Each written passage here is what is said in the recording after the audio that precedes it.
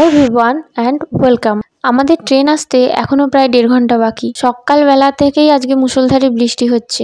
আমি আর অর্পণ মা বাবাকে সাথে নিয়ে 2-3 দিনের ছুটিতে দীঘা ঘুরতে যাচ্ছি। আর জানো তো, আমি প্রথম সমুদ্র দেখতে চলেছি। ওরা সবাই মিলে দেখে নিয়েছে, এর আগে অনেকবার দীঘা গেছে সবাই প্রত্যেকে। তো আমার একটা এনজয়মেন্ট আলাদা। কিন্তু এত পরিমাণে বৃষ্টি হচ্ছে যাওয়ার সময়, মনে হচ্ছে যেন দীঘার ওখানে ওয়েদার খারাপ। গুড লাক যে দীঘায় কোনো বৃষ্টি হয়নি, আমাদের এদিকটাতেই হচ্ছে। এত পরিমাণে ট্রেনে ভিড়, লাগেজগুলোকে কোনো রকমে রেখেছি কারণ ভেতরে জিনিসপত্র আছে, ভেঙে টেঙে যেতে পারে।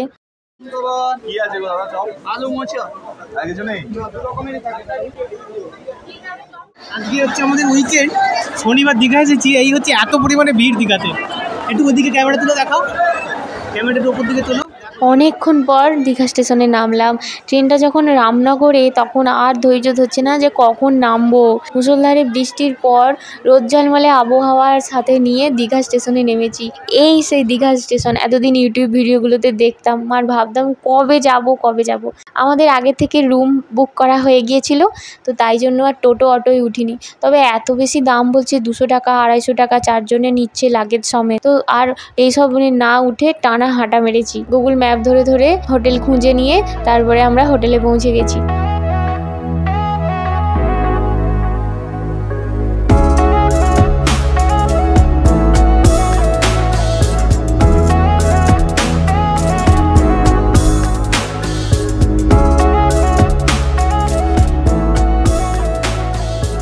আমরা প্রায় দুপুর 2টোর মধ্যেই বিচের ধারে চলে গিয়েছিলাম। আর নিউ দীঘাতে আমরা যেহেতু উঠে এসেছি, তো বিচ ভিউ রাস্তা ধরেই আমরা বিচের দিকে যাচ্ছি। তা স্নানের ড্রেস পরে, গেঞ্জি আর নিচে শর্টস পরে আমরা এবার ঢেউ খাবো। একটু হেঁটে যাচ্ছি প্রথমে, কারণ এখানে টোটোগুলো হচ্ছে তো একটুখানি যায় 200 টাকা নিয়ে নেয়, সেই জন্য আমি হেঁটে যাচ্ছি। আসার সময় এখানে আপনারা প্রচুর হোটেল পাবেন, কিন্তু আগে থেকে বুক করে আসতে হবে, না হলে আপনাদের একটু সমস্যা হতে পারে। আমরা একবারে দেখুন, এটা হচ্ছে অমরাবতী পার্ক, পরে দেখাবো আপনাদের। একবারে অমরাবতী পার্কের উল্টো দিকে আমরা রয়েছি, একবারে নিউ দীঘা সি বিচের সামনে, একটুখানি গেলেই সি বিচ।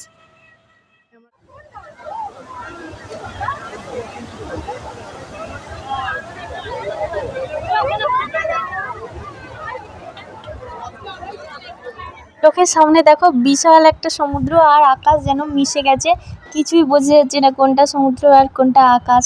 কি সুন্দর একটা ফিলিং আছে, তাই না? তোমরা যারা আছো, তো যেহেতু জোয়ার আছে এখনও নামতে দিচ্ছে না। আমরা লাঞ্চ টাঞ্চ সেরে তারপর আমরা বিচে নামবো।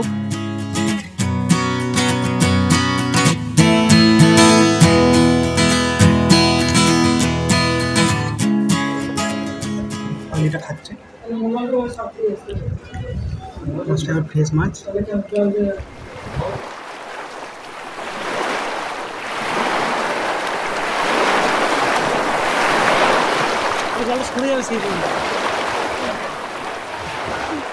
দূরে থাকলে ঢেউ খাওয়া একদম বোঝা যায় না, কিন্তু বাপরে বাপ, ধাক্কা দিয়ে অনেকটা ফেলে দিতে পারে। আর সামনে এই দীঘার গেঞ্জিগুলো ঝোলানো আছে, অনেকেই পরে আছে এই গেঞ্জিগুলো, খুব ভালো লাগছে দেখতে। বাড়ি যাওয়ার আগে ইচ্ছা আছে একটা গেঞ্জি কিনে নিয়ে যাওয়ার। আমরা এখন এসেছি উদয়পুর বিচে। দীঘা থেকে টোটোতে 4 জন 5 জন যেই আসুক 100 টাকা করে ভাড়া নেয়। এটা প্রায় উড়িষ্যার কাছাকাছি। উড়িষ্যা?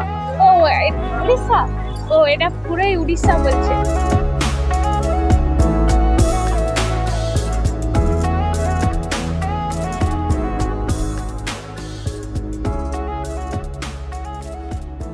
উদয়পুর থেকে বাইক বা স্কুটি রেন্ট নিয়ে তোমরা রাইড করতে পারবে। আর এত কাছে সমুদ্রটা ছিল দুপুরের দিকে, এখন কতটা দূর, প্রায় 3-4 কিলোমিটার দূরে চলে গেছে সমুদ্র। ঢেউ সেখানে হচ্ছে, এখানে তো এতটা আমরা দূরে। উদয়পুর থেকে তালসারি যাওয়া যায়, তালসারি আর সুবর্ণরেখা নদীর মোহনাটা দেখা যাবে। তো বাইক রাইড করে যতদূর, ওদের একটা লিমিট থাকে, সেই লিমিটের ওইখানটায় গিয়ে সুবর্ণরেখা নদীটাকে তোমরা দেখতে পাবে। মোহনাটা মানে নদীটা যেখানে সাগরে আসছে সেটা দেখতে পাবে।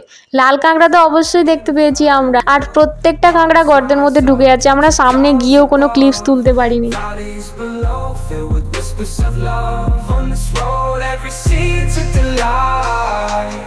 Sunrise to starlight, day to night, nature's canvas unfolding so grand. In this journey we're living unplanned. City streets pulse with energy so bright.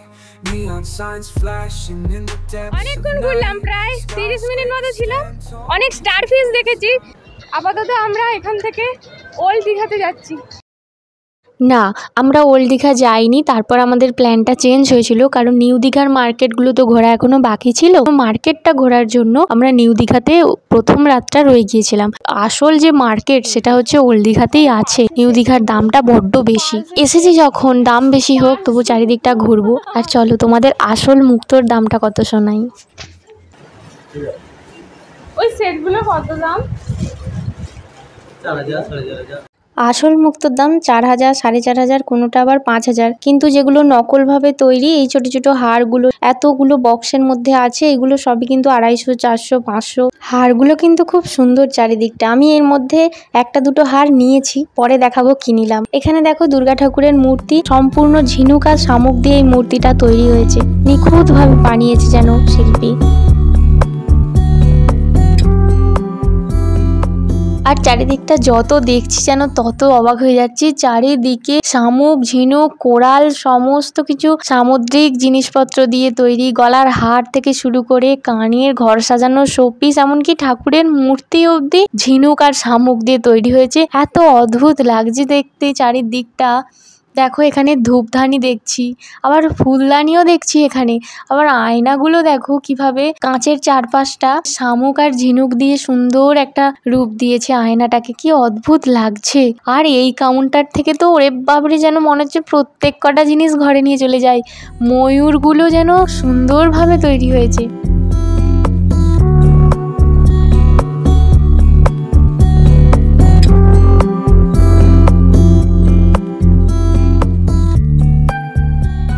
কেনাকাটা করতে করতে অনেকটাই রাত হয়ে গেছে, 9টা, 9:30 বেজে গেছে। সত্যি কথা বলতে মাছের স্টলগুলোর কাছে আমি তেমনভাবে যাইনি আর ভিডিও করিনি, একদম তো মাছ ভাজা খাইনি। দীঘায় এসে সবাই এটাই আগে খায়, হ্যাঁ আমরা কিন্তু খাইনি, জানি না কেন আমাদের ভালো লাগেনি খেতে। যাই হোক, তো মোমো টোমো খেয়ে আমরা কিছুক্ষণ বিচের ধারে বসেছিলাম। সমুদ্র এখন অনেকটা দূরে চলে গেছে, তো আমরা নেমেও ছিলাম লাইট জেলে, অনেকে নেমেছিল, তা আমরাও নেমেছিলাম। হাঁটতে হাঁটতে বেশ হাওয়াও দিচ্ছিল। তো তারপরে আমরা যে যা খাবে, রুটি তড়কা, কেউ ভাত খাবে, সব কিছু পার্সেল করে নিয়ে আমরা রুমে চলে গিয়েছিলাম। এটা আমাদের দীঘার ফার্স্ট দিন। হ্যাঁ, আজকেই ট্রেন জার্নি করে যেহেতু নেমেছি, তো অনেকটাই ক্লান্ত ছিলাম, সারাদিন একটু রেস্ট পাইনি, তো তাড়াতাড়ি আজকে ঘুমিয়ে পড়ছি। কালকে আবার ভোরবেলা উঠবো, মোহনা যাওয়ার আছে। আর তারপর আবার মোহনা গিয়ে তোমাদের সাথে সব কিছু শেয়ার করব। তো আজকে এর মতো এইটুকুই, দেখা হচ্ছে আবার পরের ভিডিওতে। সবাই ভালো থাকবেন, সুস্থ থাকবেন, আর ব্লগটা কেমন লাগলো সেটা অবশ্যই কমেন্ট করে জানাবেন। 3টে।